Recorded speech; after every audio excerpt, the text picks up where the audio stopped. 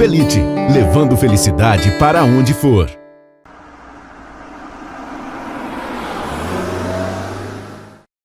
E o programa dessa semana nós vamos falar de um assunto muito importante que é segurança pública. Trouxemos aqui para a Interativa o delegado de polícia Marcelo Arigoni, que já tem 23 anos de atuação dentro da polícia e que tem muitas experiências para trazer. Muito obrigada, Marcelo, por estar aqui conosco.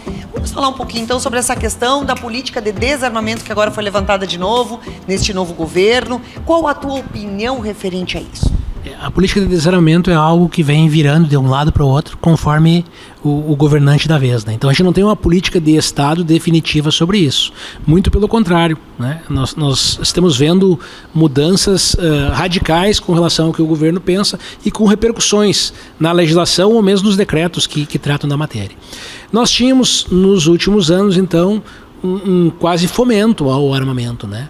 Baseado aí em que o Estado está com uma precariedade, uma dificuldade de manter a segurança. O governo anterior achava que as pessoas deveriam se armar e que isso contribuía para a sua segurança.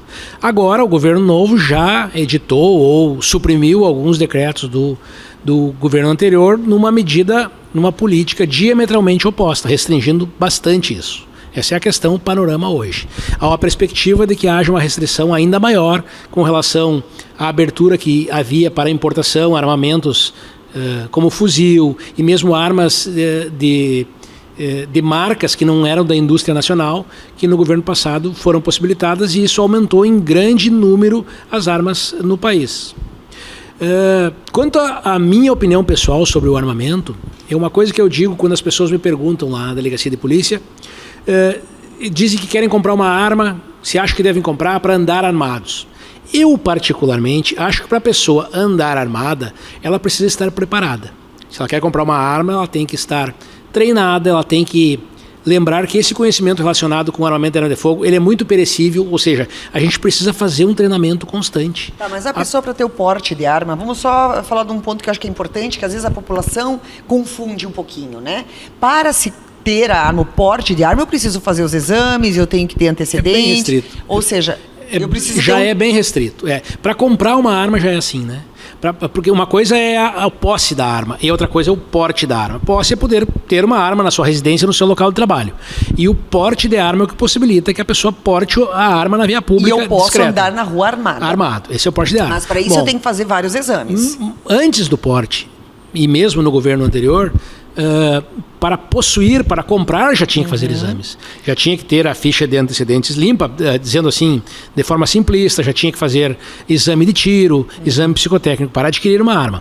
Mesmo ainda no governo anterior, no governo Bolsonaro, o porte era muito restrito. O que houve no governo Bolsonaro foi uma flexibilização com relação aos atiradores esportivos, onde a pessoa, se cadastrando lá como atirador esportivo, tinha a possibilidade de transportar a arma municiada da sua casa até o local de tiro. Isso gerou uma espécie de trânsito portando arma de fogo. Foi isso que ocorreu, sim, foi essa Ela flexibilização. teve que fazer a prova, ela teve que fazer todos os exames.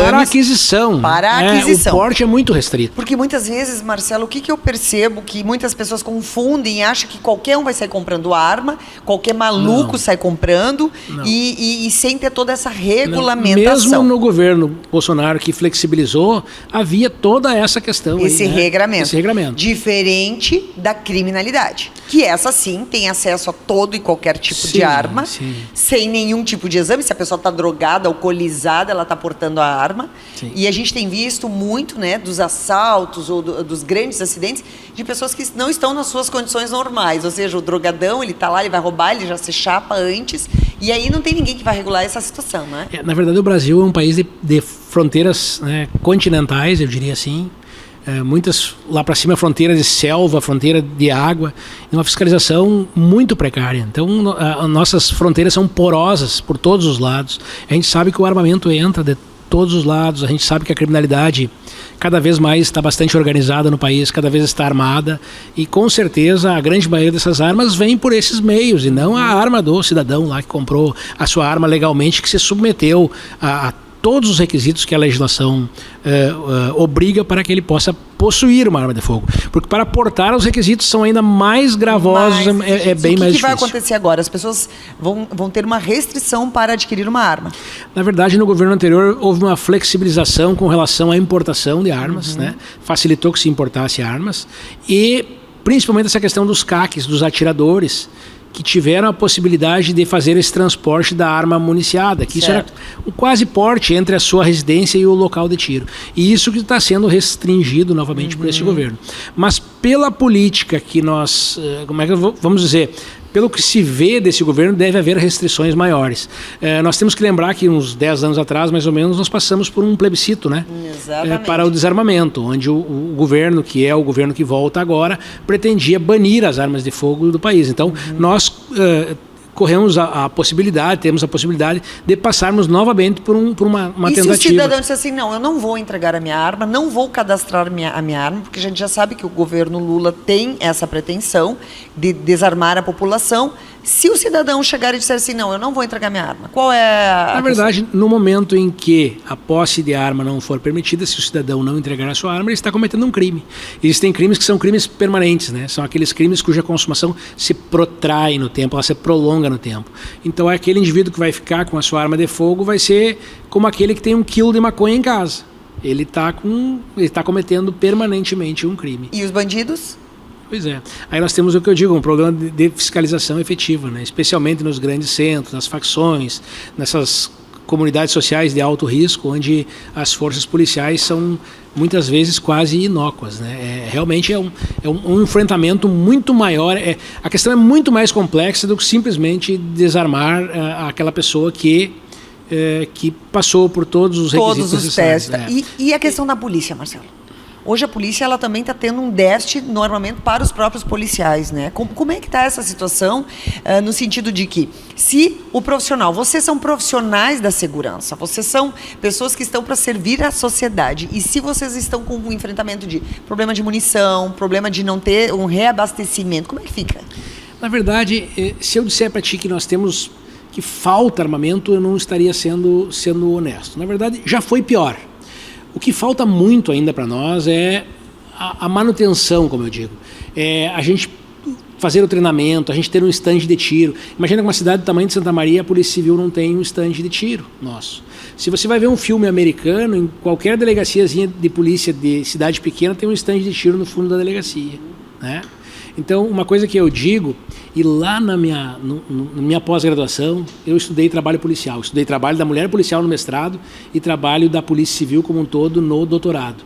E lá isso foi uma coisa que surgiu muito. Essa falta não é de responsabilidade, falta de atenção da Polícia Civil com o colaborador nesse sentido. Essa falta de atenção com o sentido do treinamento. Essa falta de atenção no sentido de pensar mais o policial com os riscos da atividade dele. Então isso é o que nos falta, né? Como o Exército tem o TAF deles lá, o policial civil deveria ter a necessidade, a obrigatoriedade de a cada 15 ou a cada 30 dias ele se submeter, ele treinar, ele ter munição sim para ir atirar, o fuzil, isso nos falta bastante. Agora o armamento até nós temos, as delegacias estão hoje aparelhadas todas. Se não tem a munição, tu tem o armamento, mas não tem munição para treinar, para fazer treinamento. É isso que nós precisamos melhorar e melhorar muito nessa questão e a questão das viaturas, né, Marcelo? Porque também já teve delegacias, talvez não em Santa Maria, mas em muitas cidades, inclusive do interior, que elas estão com dificuldade de viatura. Daqui a pouco a viatura estraga, não tem verba para trocar viatura. Como é que está essa situação agora?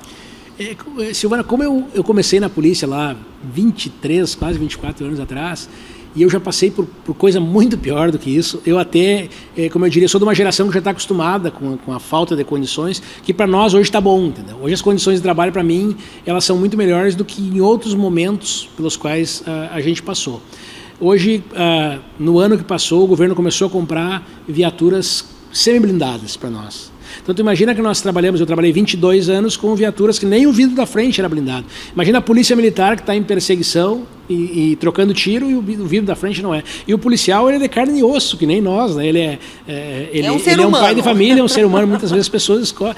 E muitas vezes ele mora na mesma localidade que os bandidos, estão morando lá numa localidade. Então, me parece, como eu digo, para ser honesto, me parece que está começando a melhorar. Nós temos que melhorar muito. mas está começando a melhorar essa questão de se preocupar com quem se preocupa com a gente. Porque o policial é aquele cara que sai de manhã, bota o casaco, o colete, a arma na cintura para ir defender gente que ele nem sabe quem é, né? E isso é algo que mudou. E inclusive, já que tocou nisso, assim, ó, eu tenho orgulho de dizer que eu consegui fazer parte da geração que transformou isso na polícia. Porque eu sou filho de policial, eu sou filho de delegado. Meu pai era escrivão de polícia, depois sou delegado de polícia. E eu tenho uma irmã que é delegada de polícia também. Minha irmã é delegada de polícia da mulher em São Leopoldo. Minha irmã caçula. E eu sou de um tempo que a gente tinha vergonha de ser filho de policial. Quando eu era criança, tu tinha vergonha de ser filho de policial. A gente nem dizia que era filho de policial. Porque polícia era sinônimo de tudo que não presta. A delegacia era ruim, era suja, a viatura não prestava, o policial ganhava pouco. Era difícil para o policial. E eu fiz parte de uma geração que conseguiu transformar isso. Nós conseguimos depurar um pouco a polícia, nós conseguimos modernizar um pouco a polícia, nós conseguimos colocar a polícia num dos andares mais altos da sociedade. Hoje as pessoas nos convidam para estar aqui, tu me convida para estar aqui, as pessoas me convidam para o baile, as pessoas querem estar perto da polícia. Nós estamos vivendo um momento hoje de credibilidade, que as pessoas reconheceram o trabalho da polícia. E mesmo com relação a ineficiência, vou dizer, do sistema judicial como um todo, e não estou criticando, eu estou dizendo nós, inclusive nós, que demora, que é moroso, que o indivíduo é preso hoje, amanhã ele está na rua. Mesmo com relação a isso, hoje a população entende que não é nossa culpa. Que a polícia, eu costumo dizer assim, ó, as polícias nunca foram tão eficientes com as condições que têm. Nunca se prendeu tanta gente, nunca se prendeu tantas armas, tantas drogas, mas a eficácia social é zero. As polícias são muito eficientes, mas sem qualquer eficácia social. Porque não obstante todas as prisões, todo o trabalho que você faz, se eu te mostrar os números, nós temos um sistema chamado Qualificar, que mede, faz a métrica de quantos inquéritos eu fiz, quantas operações, quantas pessoas eu prendi. Se eu te mostrar isso, tu vai ver que minhas metas estão todas cumpridas. Mas nós, em 7 anos, que é o tempo que eu saí da Delegacia de Polícia Regional, temos os homicídios dobrados em Santa Maria. Eu saí com 35 homicídios e hoje nós temos 70. Por que isso? Porque o trabalho da polícia, por mais eficiente que seja, ele não consegue ser eficaz. Porque nós temos gargalos no antes e no depois. Tá, mas no caso dos homicídios, teve um dobro. O dobro. Isso é uma coisa gravíssima. Tá? Quais são as causas? A questão são crimes passionais, é o tráfico de drogas, ou a violência, as pessoas estão cada vez mais violentas mesmo? Já desde o tempo que eu era delegado regional, que eu acompanhava cada homicídio, eu sabia cada um dos 35, quem morreu, quem matou, por quê, né? E já desde aquela época nós tínhamos a variável sistema prisional ligada a esse. A grande maioria, se não a totalidade dos... É reincidente. Ou os que mataram, ou os que morreram, estão de certa forma ligadas ao sistema. Quase todos são de área de vulnerabilidade, ou se colocaram em situação de vulnerabilidade porque quiseram, ou nasceram e não conseguiram sair. Mas essa questão prisional, ela permeia a criminalidade. Enquanto nós não resolvermos esse gargalo, e nós temos 2 gargalos. Perguntaste por que a criminalidade não cede. Nós temos a atividade policial aqui e nós temos um gargalo no antes e um gargalo no depois. O gargalo no antes são as áreas de vulnerabilidade social que vivem ainda gerando pessoas sem condições de vir integrar a sociedade organizada que nem nós. Porque o guri que está lá na vila, lá na área vulnerável, o pai dele é o catador de lixo. E ele olha para o pai e ele não quer ser o pai dele. Ele quer ser o líder da facção, que é o gurizão que tem 19 anos, que tem um chevetinho, que anda com fuzil, tem 2 namoradas. Ele se espelha naquele. Se ele vai morrer jovem, com 21, com 22, não interessa. É aquele cara que ele quer ser. Então nós precisamos resolver isso. Nós precisamos fazer um investimento nessa área para salvar essa gente que quer ser salva. E nós temos um outro gargalo no depois. Por mais eficiente que o trabalho das polícias tenha sido, nós jogamos para dentro um sistema prisional que não consegue prevenir, não consegue retribuir e não consegue ressocializar. Por que eu usei essas 3 palavras? Porque a teoria clássica da pena diz que a pena é para prevenção, retribuição e ressocialização. Que não acontece. Que não acontece. Então hoje o sistema prisional é uma escola da criminalidade. O sistema prisional não consegue sequer conter mais os presos, porque eles estão lá dentro hoje utilizando aparelhos celulares e até computadores, praticando diversos crimes aqui fora. Eles comandam a criminalidade lá de fora. Eles têm uma estrutura hierarquicamente muito organizada hoje. A criminalidade está muito organizada. Comanda lá dentro e seus braços, seus tentáculos estão aqui fora. Então, enquanto nós não investirmos maciçamente no sistema prisional, para que o preso, é a palavra que eu vou dizer, preso tem que cumprir com dignidade, não adianta. Querer achar que o preso quer se ferrar lá dentro, não adianta, sabe por quê? E a frase é essa do Dr. Ulisses Losada. O Dr. Ulisses é o juiz da vara de execuções hoje. O Dr. Ulisses diz assim: hoje o preso está contido, amanhã ele está contigo. Então, quanto pior for para ele, mais bruto ele sai fora. Esse ponto é bem importante. Eu me lembro de um projeto de um juiz que ele criou o CDedica em Santa Maria, que era para realmente resgatar e conseguir transformar vidas. Era um projeto bacana, não sei em que pé que está hoje, porque ele não está mais em Santa Maria. Mas o que eu penso? As pessoas estão sendo liberadas, aí vem o ponto anterior, né? A polícia faz o seu trabalho, prende o criminoso, ele fica 24 horas, muitas vezes, e já é liberado. E aí nós vamos falar de presos mais graves. Pedófilos, assassinos ou outras pessoas que realmente mesmo os assaltantes entram nos indultos de Natal, entram nesses recessos. Agora a gente ficou sabendo de que o Gilmar Mendes estava liberando outros presos. Enfim, tirando toda essa situação, a polícia faz o seu trabalho e os juízes soltam, alegando ou por falta de condições de espaço, ou por falta de outras provas materiais, ou porque simplesmente ele achou que ele não é tão culpado assim. O que acontece? Esse preso ele acaba sendo reincidente. E aí a criminalidade volta de novo. Na verdade, assim, eu vou absolver os juízes nessa questão. A culpa não é do juiz, a culpa é do sistema. Por quê? Porque as cadeias hoje elas não comportam mais presos. Se tu fores para a região metropolitana, ainda uns 2 ou 3 meses atrás nós fizemos uma grande operação policial, fomos prender pessoas na metropolitana. Eu cumpri uns mandados, fazia tempo que eu não ia, nessa vez fui em Gravataí. Depois nós apresentamos os presos em Gravataí, na frente da delegacia de Gravataí, tinha 2 ou 3 viaturas velhas da Polícia Militar, cheias de presos. Porque não tinha Não tem lugar mais nas cadeias, entendeu? Então por isso que eu chego a te dizer assim, ó, nós temos um gargalo no antes. Nós precisamos resolver uma sociedade que está gerando pessoas sem condição de vir integrar a sociedade organizada. Está gerando pessoas que não querem ser aquela pessoa que nem o familiar dela, que enxerga na criminalidade talvez uma das únicas alternativas. E a facção que ela mais quer é essas pessoas. Por que eu sou contra a redução da maioridade penal de 18 para 16 anos? Porque hoje o indivíduo, mesmo o maior da idade, o indivíduo de 18 ou 20 anos, que ele não é um criminoso contumaz ainda, quando ele é preso, ele cai dentro do sistema prisional, ele é obrigado a se ligar a um dos grupos lá dentro. Se ele não se ligar a um dos grupos, ele não consegue puxar a cadeia dele. Ele não come, ele não dorme, ele vira escravo dos outros. Então ele se obriga, aquela pessoa que cai no sistema prisional, ele se obriga a se ligar a um dos grupos, para que ele tenha a proteção do grupo. E aquele grupo, a partir de então, protege ele e protege a família dele aqui fora. Manda dinheiro, inclusive, para a família dele aqui fora. É assustador, é um mundo paralelo. É um mundo paralelo. Sabe o que é pior? Que não é mais paralelo, é um mundo que está aqui. É oficial. É oficial, é o mundo que está aqui. E quando aquele indivíduo sai de lá dentro da cadeia, ele aí tem aquela... Ele teve o crédito, ele tem o débito, agora ele tem que pagar. Agora ele tem que furtar, roubar, assaltar e matar para a facção. Ele vai ter que trabalhar para essa organização. E aí eu te respondo por que nós temos esse número de homicídios, né? A grande parte deles está ligada. A pessoa, é muito colocar no tráfico de drogas. Não é só o tráfico de drogas. É toda a questão da criminalidade, nas disputas de poder entre eles, desse Estado, que era um Estado paralelo, que está cada vez mais aqui arraigado, permeando. Mas na tua opinião, essa questão de desautorizar, porque a gente viu uma ação dos policiais em Gramado, não sei qual foi a tua opinião dessa atuação desses policiais. É outra questão, né? É uma questão ideológica, né? Que nós, às vezes, brincamos que as delegacias são delegacias de pelúcia. Nós temos uma Constituição Federal garantista, né, que é importante. Direitos humanos são importantes. Só tem um detalhe. Tem um princípio no direito que não está escrito em lugar nenhum, eu acho. Que se chama lateralidade do direito. Lateralidade, tem que estar ao lado. O que a lateralidade do direito diz? Que para cada direito existe uma correspectiva obrigação, mesmo que não escrita. Tu quer ver como isso é forte? Lá no capítulo do artigo 5º da Constituição, onde estão os direitos fundamentais, este capítulo não diz dos direitos fundamentais. Tu nunca viu dizerem. Esse capítulo diz dos direitos e deveres fundamentais. Tu nunca vai ver uma pessoa que está lá defendendo uma bandeira, uma militância lá ligada a dizer isso. As pessoas não se dão conta que se todos só tivermos direitos, ninguém tem direito, poxa. As pessoas têm que ter obrigação. Por isso que eu digo, preso tem que ter dignidade sim, mas tem que puxar a cana com dureza. Preso tem que ser preso. Tem que estar contido lá dentro. E tem que ter dignidade, tem que ter comida, tem que ter banheiro, tem que ter essas coisas. O cara está lá dentro. Agora não pode estar por conta lá dentro.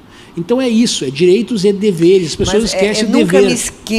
Nunca me esqueço, numa certa época, que a construção civil estava com um projeto de contratar, né, presos, como um projeto de ressocialização, que eu acho fantástico, porque eu acho que mente ocupada é uma forma, né, mente, braço, é uma forma de ressocializar. Cabeça vazia, oficina do diabo. Exatamente, essa é a expressão que eu ia usar. O que aconteceu numa cidade que eu não me lembro se era Charqueadas, enfim, de que os próprios trabalhadores da construção civil, eles estavam perdendo vagas para os presos. Ou seja, ele teria que ter um vínculo. Vai dizer, mas Silvana, isso aí é meio utópico? Não, estava acontecendo de fato.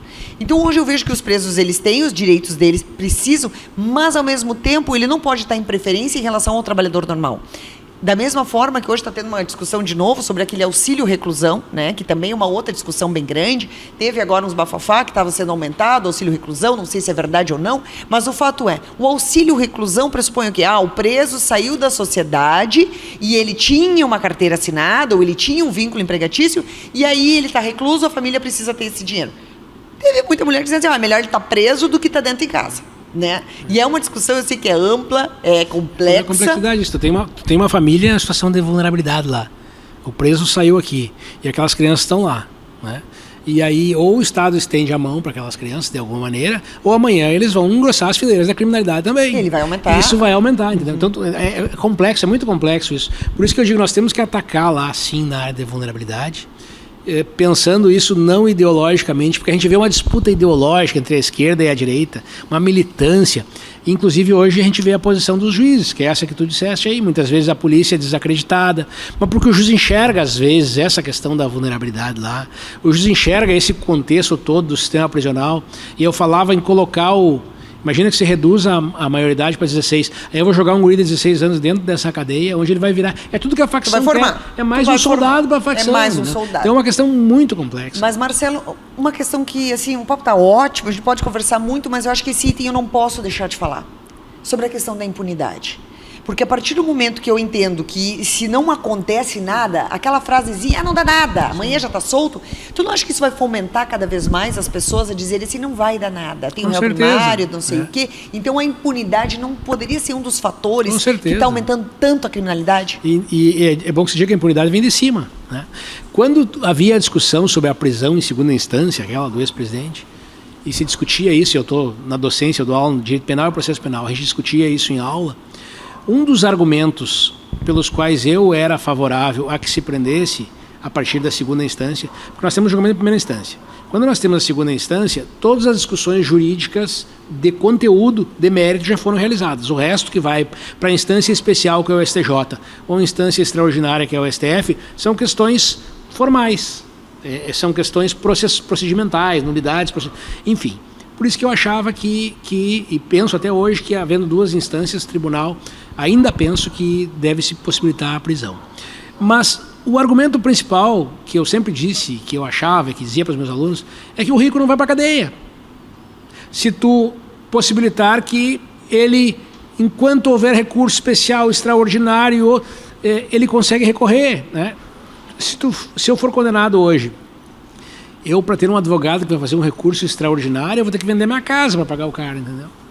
Aí você pega as grandes figuras hoje, elas conseguem pagar essa advocacia especializada e as pessoas ficam procrastinando. Vamos pensar no caso Kiss, 10 anos. Nada contra aqueles 4 que estão lá, uma hora dá pra gente conversar sobre isso, né? Eu até acho que ficou muita gente de fora aí que tem só 4 pagando a conta. Mas de qualquer maneira serve para mostrar que a quantidade de recursos que tem no nosso sistema, que se tu tiver bons advogados, veja, 10 anos nós estamos fazendo agora, nós vamos ter talvez o júri de novo nesse ano, e a partir do novo júri nós vamos ter outras possibilidades de recursos. Então nós precisamos repensar esse sistema, né, para que a gente possa ter justiça. Eu lembro da década de 90, o papa do processo penal era a professora Ada Pellegrini Grinover. A Ada dizia, justiça tardia é arrematada injustiça. Poxa, tu condenou um cara 10 anos depois, tu não está mais condenando ele. Esses dias um rapaz um advogado me procurou para ajudar um cidadão, um cliente dele, que teve uma prisão expedida, ele tem 28 anos, preso por estupro. Com 18 anos ele participou de uma festa lá em Uruguaiana com umas meninas, com as gurias, e aí não sei o que eles fizeram, eu acho que embriagados lá, entrou numa espécie de estupro de vulnerável, porque a moça estava embriagada, que eu não sei o que houve, faz 10 anos. E hoje, 10 anos depois, ele está condenado definitivamente. Hoje ele é um rapaz que já tem a vida dele, casado, filhos, ele bem empregado. Poxa, 10 anos depois tu vai ceifar a vida, o cara vai entrar na cadeia como estuprador. 10 anos depois ele não é a mesma pessoa. Alguém disse que as pessoas, como os rios, nunca são os mesmos, né? Se tu banha no rio hoje, tu volta amanhã, é outro rio, aquelas águas já passaram. Nós nos conhecemos há Não vou dizer... Não diz. Para não revelar nossa idade. Mas nós conhecemos uma vida, eu e a Silvana. É óbvio que tu não é a mesma pessoa, eu não sou o mesmo. Então tu imagina tu condenar um cara... Imagina o caso Kiss, vão condenar esses caras agora 10 anos depois, entendeu? Tá, mas isso também vem a questão da lentidão, vem a questão do excesso de recursos. Falou em impunidade, tem que resolver. Impunidade. Resolver. E aí nós temos que pensar em todos os escalões, porque não adianta eu falar o cara que roubou a galinha, né? Exatamente. O cara que roubou a galinha e eu comparar um cara que roubou roubou milhões e que tirou recursos de hospitais, da saúde, de infraestrutura, de segurança. Que é o que a gente vê historicamente na República. Isso. Não estou falando do partido A nem do B. Estou falando que historicamente a gente vê isso. Exatamente. Né? E essas figuras estão aí. Sempre. E aí voltamos de novo numa credibilidade. Nós somos um país de impunidade. Aí nós vamos prender o ladrão, o cara que furtou o chocolate no mercado. Só que se a gente não prende o cara que furtou o chocolate no mercado, e às vezes a gente prende e aí cai de pau em nós, né, na polícia. Só que daí se tu não prende o cara que furtou, aí ele furta hoje, ele furta amanhã, Exatamente. Né? Então realmente é difícil. É difícil ser polícia, viu, Silvana? Com certeza. E agora tu está se aposentando, né, Marcelo? Agora tu já está na reta final, os planos é seguir para a advocacia, tu já tem uma larga experiência na questão da docência, que é muito importante também, mas acho que agora tu vai seguir novas Eu estou programando 2023 na advocacia. Vamos ver se vai dar tudo certo. Estou pretendendo migrar para a advocacia criminal aí, para tentar contribuir um pouco mais, né? Seguir fazendo alguma coisa que tenha valor, que me dê satisfação. Eu acho que está na minha hora, como tu disseste aí. Eu fiz mestrado, fiz doutorado, estou fazendo um pós-doutorado, eu dou aula lá na UBRA, né? E acho que dá para agregar com isso aí. Está na hora de eu migrar para a advocacia criminal. Muito bem. Muito obrigada, Marcelo. Nós vamos ter que conversar mais vezes. É muito bom. E para a gente finalizar a nossa conversa aqui, agora estamos num período de férias, muitas pessoas aí viajando. Eu sei que é um período que muitas vezes as pessoas estão desatentas. Tu tem alguma dica, assim, só para passar para as pessoas? Assim, esse período é um período, fique ligado. A dica é cuidar das suas coisas, né? Nós temos hoje a tecnologia que está aí, né? Nós temos que utilizar hoje. Não adianta, tem que ter monitoramento em casa, tem que ter alarme. Hoje a gente consegue montar um sistema de alarme em casa ligado com o celular, não precisa nem pagar o monitoramento, né? Tem que ter câmeras, hoje está aí, as soluções estão aí e elas são de fácil acesso, nós precisamos cuidar das nossas coisas. Porque depois que elas vão, assim os golpes pela internet, né? Toda hora as pessoas vão lá na delegacia, né?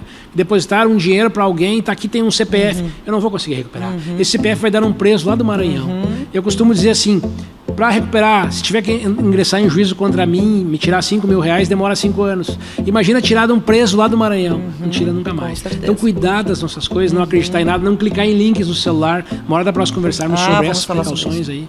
E cada vez mais nós temos que cuidar de nós e dos nossos familiares aí, porque tá difícil. Tá jóia. Muito obrigada. Obrigada aos nossos patrocinadores, Grupo Felite, Grupo Santa Lúcia. Um programa que ainda vamos falar mais sobre desarmamento e tudo mais. Obrigada.